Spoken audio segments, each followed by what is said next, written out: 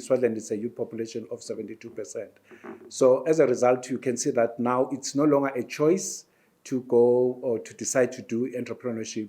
It is now a career choice. It's not an option, in fact. It is now a career choice. I think the fund was to try to bridge the gap between the lack of access to finance to the youth, to the young people. Access to finance to youth, I think there are a lot of myths around that. The youth are a high risk. Youth cannot access funds, especially through the traditional banks or the commercial banks.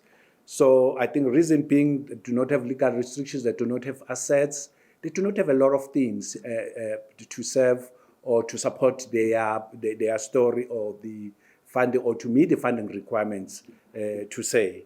So the Youth Enterprise Revolving Fund is more of a friendly, user-friendly kind of funding.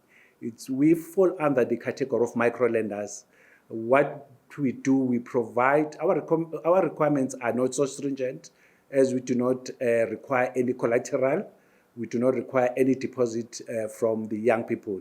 We just give them money. We are funding a business idea. I think that is what is very critical. So how do we go about that, the funding the young people? We basically go out to their areas, showcase the products, and tell them more about the products, train them on business plans and cash forecasts. So once we established that relationship with the young people at the imiphakathi or Tinkhundla level, then we ask them to think about the entrepreneurship routes as a career of choice right now. As you're aware that there is a high unemployment rate. The unemployment rate today, it stands at around 58.2% of the young people out of a youth population. Swaziland is a youth population of 72%. So as a result, you can see that now it's no longer a choice to go or to decide to do entrepreneurship.